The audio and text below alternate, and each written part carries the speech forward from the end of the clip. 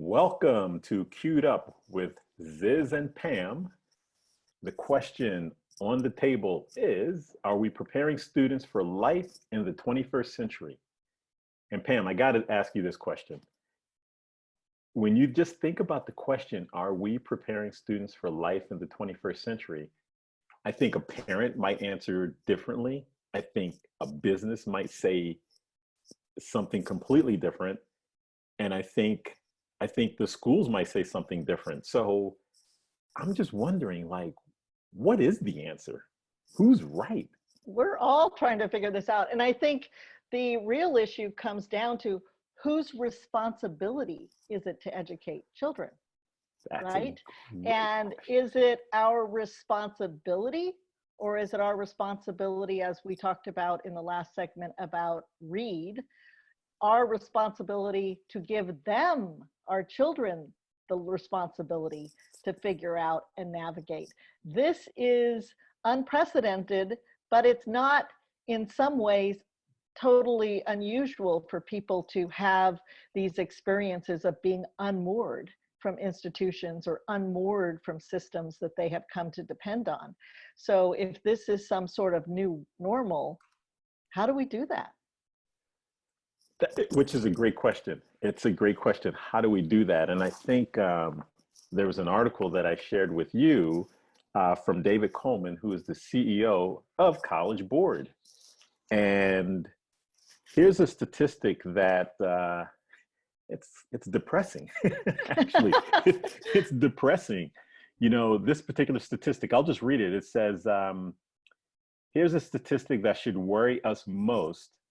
And it's this particular one. According to a 2014 study by Gallup and Purdue University, only 3% of students have the kind of transformative experience in college that fosters personal success and happiness.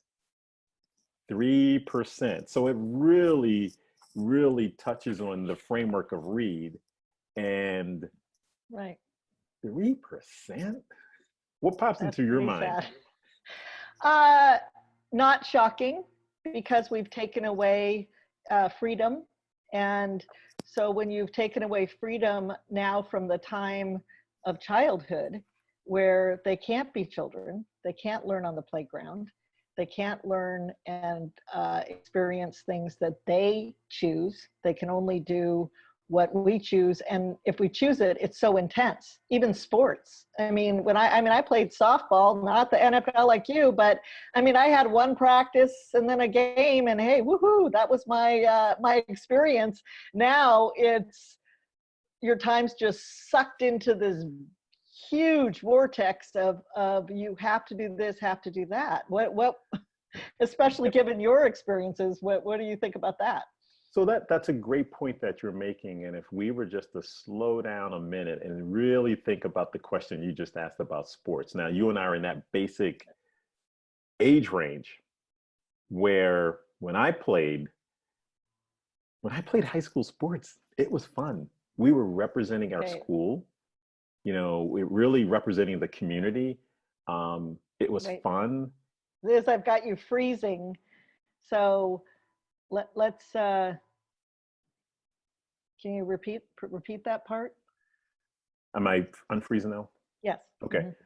So the question you asked about playing sports, and for me, when I played sports in high school, we represented our school, we represented our community. It was fun. It was really fun. I mean, you know, of course, you know, and when you were with your friends, you know, it wasn't about trying to get to college, trying to get to the NFL. You know, that may have been a dream. Like for me, it was not a dream to go to the NFL. I actually wanted to study computer science in college. Wow, ahead of your time. Yeah. You know, well, you know, it's funny you say that, because we only had, I think, 1 or 2 computers. No, I'm dating myself here, in our school. And I remember telling a friend of mine, I said, hey, look, you study business, I'm gonna study computer science, and we're gonna get together and form a company. So the idea was out there, and I was dreaming. And I think that in and of itself is a big deal. It's just dreaming, thinking big, thinking about what's possible, exploring, figuring out those relationships that you spoke about in the framework of Reed. Hmm.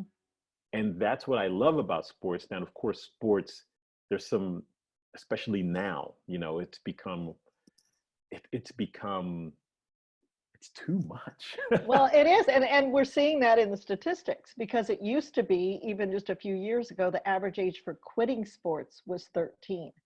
And I just read some research the other day. The average age now is 11, and they play only for 3 years, because guess why? Adult directed, adult directed. I mean, if we want our kids to have citizenship skills, go give them a ball, stick them on a playground, put some grandmas around the park to, stop the bleeding if something happens, and get out of their way. Let them make up the rules. Let them figure it out. Pam, the thing you just said, that's what we did. I had a time when I would go outside and play. Mhm. And then, and what's so cool about that is the older students were responsible for teaching you, and which meant that they were learning leadership. They were practicing leadership skills. And then as you got older and you took on that role, you were practicing leadership skills. So I remember telling one of my college teammates, we were just, reminiscing. And I said to him, I said, we didn't need our coach to tell us what to do. We needed him to teach us and say and encourage and all those type of things. But there were things that we naturally did on our own. We got together for our own film sessions. We didn't need the coach to say, hey, I need you to do film session at this time on this date. I could tell you, I'm not sure if I would have been able to play in college now, because if a coach telling me what to do, I'd be like, Yeah. that's not working well for me. I Yeah. don't need you. I have a brain. I'm working to develop my own brain. So you make a great point about exploration. Now the funny part is having grandmas out. That's funny to me. Well, let me tell you why I say that is because the two most isolated are older and younger. The two most disempowered and those we've taken out of their roles in society and the ability to actually have any control are older and younger. And it started with, I forgot the name of the book that I was reading on this, was when Sun City happened and we started with retirement centers. Well, what happens when you isolate people Yeah. to only the same age? You lose that multi-generational usefulness that comes from the older teaching the younger and the younger being able to go to the older. And how do you change that? They're addressing depression in Africa effectively by training grandmas in how to listen, active listening, and putting them on park benches. And there's 60,000 now in this one location. There's a guy who does a TED Talk. We'll share it on our website.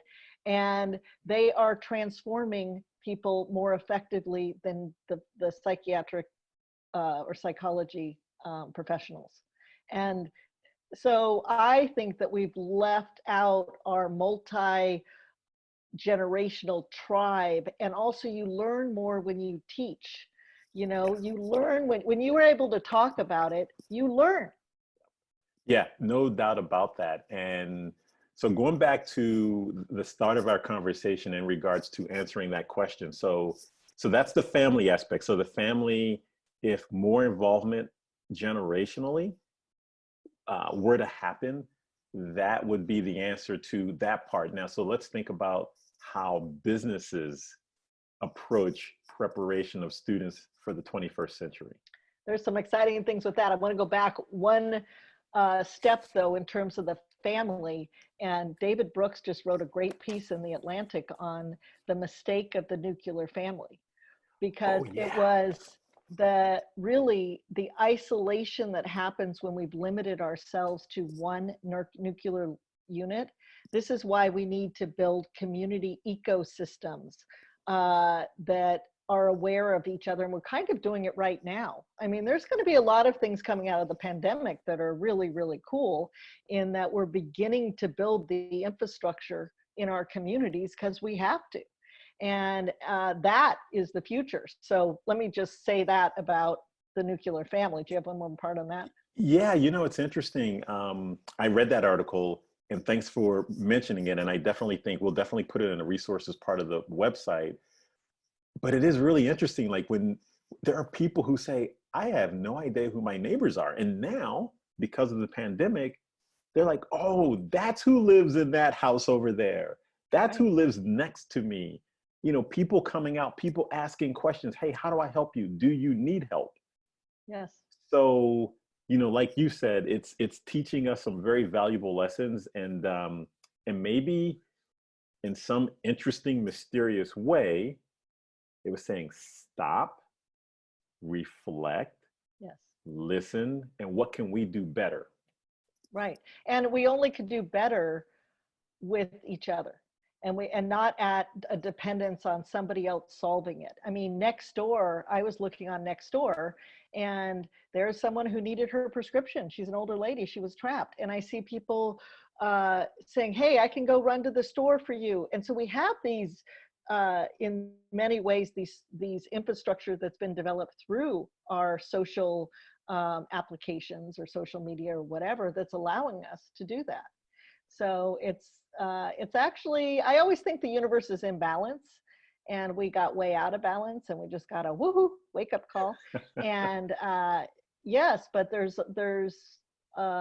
there's a lot of usefulness being created right now, even with young people who are checking in on older people. I ask my girls the same thing. They're 19, 20, 22. What are you doing?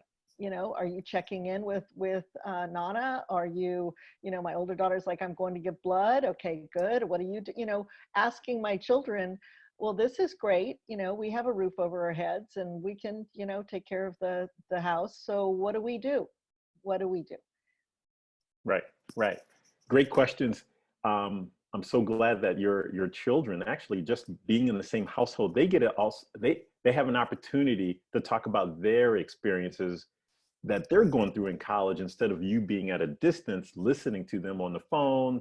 Oh, what am I saying? On the phone? Do they ever call you? You No, mean through well, yeah, I text? should. Which, you know, which is an interesting point, and I'm sure we'll delve into this. So, because what I find, and what I've told my three children, there's some topics that you are not able to discuss through text.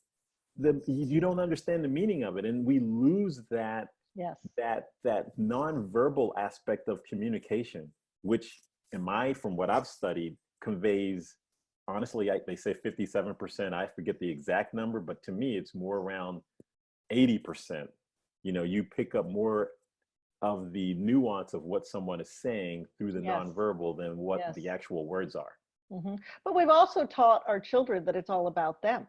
It's all about individual achievement and what life is going to present to them, the salary that they're going to make, the house they're going to make. Of course, we've raised them with advertising that the only thing that will make you valuable if you have the right shoes, if you have the right, you know, whatever it is.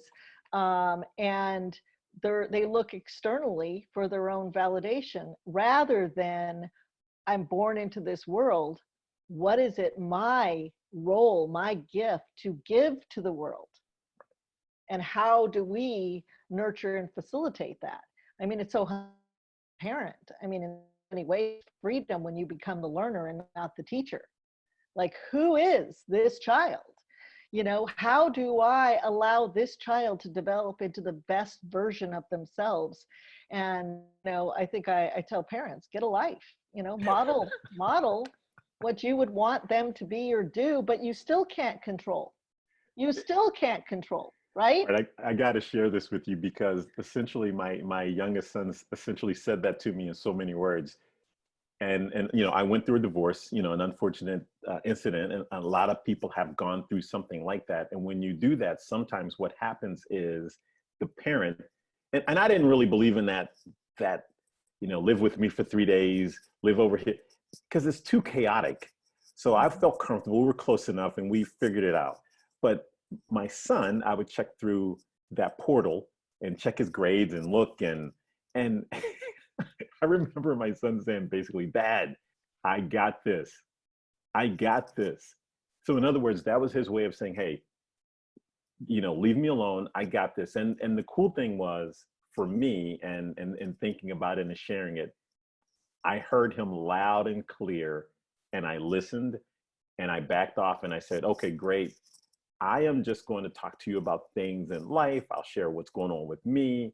And because of that, I became a better dad. Mhm. Brene Brown, I'm a big Brene Me Brown. too. Um, I love her work and talking about vulnerability. I mean, just men being more vulnerable, sharing our feelings, having the courage to share our feelings. So we had opportunities to do and have those types of conversations, which in and of itself were very powerful. And and you know what? Obviously, I still remember it, so it's clear in my mind. Mhm. And it had a great impact on him because I listened to him. Mhm. So I know in my conversations with young people, I've had awesome conversations. And I've said to them, I'm like, well, do you share this information with your parents? And unfortunately, they say no. And I go, why? They say they don't listen. They talk about, they go, in my day, I did this. In my day, I did. And I'm like, they're missing out on what their child is trying to say. Yes. Just parents, if anything you pick up from this segment, listen to your children. They want to talk to you. You have to develop the ability to listen Mhm. empathetically, not just actively, empathetically, and not listening to respond, but listen to hear what they're really telling you. Mhm. I had that same moment. Mine was a hand in the face. Mom, not a hand physically in the face, but the hand raised. Mom, I got this. You don't know everything, Mom. I'm like, what? Shock. You don't know me. And this was when my daughter was 13. I put my kids in alternative education. So they had no homework. They volunteered. They worked jobs. You know, um, I de-emphasized the role of school in our home. And so I'm like, okay, now then they could choose any high school within 15 minutes. So she chose a intense school. And I was like, okay, how hard is this to study and all of that? And she was like social and she was interested in other things. And I got the hand to my face the same moment. I have my moment. And it was like, oh my gosh, you're right. You're developing. You don't know you. I don't know you.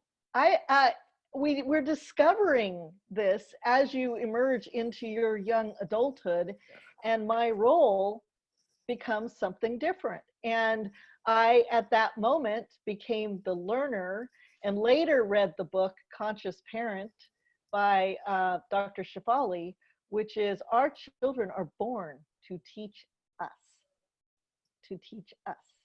So what are we learning? Because really we can't control anybody else. And quite frankly, we've done a horrible job at guiding them.